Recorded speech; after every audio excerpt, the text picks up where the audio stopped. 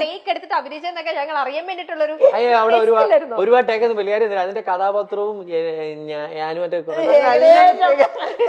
മദ്യപാനിയാണ്.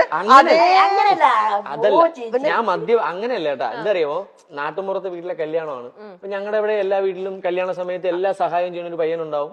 അത് നമ്മളെ പ്രായത്തിലൊക്കെ ഉള്ള ആരെങ്കിലും അടിച്ചിട്ടൊക്കെ ഉണ്ടാവും. അതുകൊണ്ട് ഇവരെയൊക്കെ ഞങ്ങൾ കണ്ടിട്ടുള്ള ആൾക്കാരൊക്കെ തന്നെ. അതുകൊണ്ട് ചെയ്ത ക്യാരക്ടറിൽ ബാത്റൂമിനകത്തിരുന്ന് കള്ളു കുടിക്കുന്നത് നീ അവിടെ ചെയ്തിട്ടുണ്ടോ? അത് എവിടെ ബാത്റൂമിനകത്തിരുന്ന് കള്ളു കുടിക്കുക?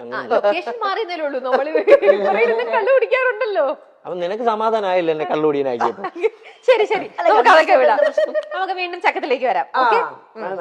ഞങ്ങൾ 3 പേരും ഒരുമിച്ച് കൂടിയാൽ പെട്ടെന്ന് ഇമോഷണൽ ആകുന്ന ആൾ സൂരജാണ്. 3 പേര് ഒരുമിച്ച് കൂടി അല്ല ഇവളാണ്. എപ്പോഴും ഇമോഷണൽ അത്യാചാരം സുചിത്രയിലേക്കാണല്ലോ. സുചിത്ര എനിക്ക് ചെറിയ വാക്കുകൾ മതി ഇവരുടെ. നമ്മൾ അറിയാതെ നിനക്ക് പറഞ്ഞു അതിലൊരു ചെറിയ വാക്കിൽ പിടിച്ച് ഞാൻ പോകും. ഇതിന് കട്ടിങ് വേറെ ഉണ്ട്. ഇപ്പൊ ഞാനും ഇപ്പൊ ഈ അതായത് ഇവനും ഇവളും കാണല് കുറവാ. അത് കാര്യം ഞാൻ കൊച്ചിക്ക് വരാറുണ്ട്, ഇവള് കൊച്ചിക്ക് വരാറില്ല. ഞാൻ ഇവനും കൊച്ചിയിൽ വെച്ച് കാണും. എന്തെങ്കിലും വർക്കോ ഷൂട്ടോ എന്തെങ്കിലും പരിപാടിക്ക് കാണാറുണ്ട്. അപ്പൊ ഞങ്ങള് ഇപ്പൊ പരസ്പരം ഇവിടെ വെച്ച് കാണുമ്പോ കാണുന്ന ദിവസം ഞങ്ങൾ ചിലപ്പോ ഭയങ്കരമായിട്ട് എൻജോയ് ചെയ്ത് നടക്കുമ്പോ ഇവള് അവിടെ ഇരുന്നിട്ട് ഞാനില്ലാതല്ലേ അല്ലേ ഇവളിരിക്കും. അപ്പൊ ഞാനില്ല, ഞാൻ കൊച്ചിക്ക് വളരെ വിരളിലെണ്ണാവുന്ന പ്രാവശ്യം വന്നിട്ടുള്ളൂ, മൊത്തത്തിൽ വന്നിട്ടുള്ളൂ. അപ്പൊ ഇവരെപ്പോഴും കൊച്ചിയില. ഇവര് ഞാൻ നോക്കുമ്പോ ഇവരിങ്ങനെ കറങ്ങി കിടക്കും. അപ്പൊ ഈ സുഖിലെന്ന് പറഞ്ഞ് കൊണ്ടു നടന്നിട്ട് ഞാനില്ല അതില്. അല്ല, അവിടെ അവര് നോക്കുമ്പോ ആയല്ലോ ഇത് സൂരജും അഖിലും. അപ്പൊ ഞാൻ ഈ സുഖില് ബാലൻസ് ചെയ്യുന്നുണ്ട്, അത് ശ്രദ്ധിക്കും. അല്ല, എന്നാൽ ഇപ്പൊ ഈ അഖില് ഏറ്റവും കൂടുതൽ എന്ത് പറഞ്ഞായിരിക്കും ഏറ്റവും കൂടുതൽ ഹേർട്ട് ചെയ്തിരിക്കുന്ന സുചിത്രക്ക്? ഞാനോ?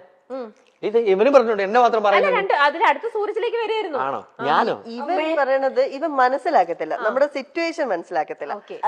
ഇവൻ ഇപ്പൊ ഇത് എനിക്കാന്നുണ്ടായ കാര്യം. ഇപ്പം ഞാന്, ശാലിനി, ഇവൻ എല്ലാവരുടെ കോൺഫറൻസ് കോളിൽ സംസാരിക്കായിരുന്നു. എന്റെ കോൾ എങ്ങനെയോ കട്ടായി പോയി. അത് കഴിഞ്ഞിട്ട് പെട്ടെന്ന് എപ്പോഴത്തേക്ക് എന്റെ കുഞ്ഞമ്മ വിളിച്ചു, അമ്മയുടെ സിസ്റ്റർ. അപ്പോഴത്തേക്ക് ഈ കോള് കട്ടായി പോയി. അപ്പൊ ഞാൻ വിചാരിച്ചു കുഞ്ഞമ്മല്ലേ, ഒന്ന് എടുത്തിട്ട് തിരിച്ച് കണക്ട് ചെയ്യാം. വിളിച്ചു, കോൾ എടുത്തു. ഞാൻ പറഞ്ഞു കുഞ്ഞമ്മ ശരി, 1-2 വാക്കുകൾ പറഞ്ഞു, ശരി. അപ്പോഴത്തേക്ക് ഇവൻ വീണ്ടും വിളിച്ചു. ഉടനെ തിരിച്ചു പറയാണ്, നിനക്ക് വേറെ കോള് വന്ന് കട്ട് ചെയ്യുമ്പോ ഒരു വാക്ക് പറഞ്ഞിട്ട് പോയിക്കൂടെ? ഞാൻ പറഞ്ഞു ഇല്ലടാ.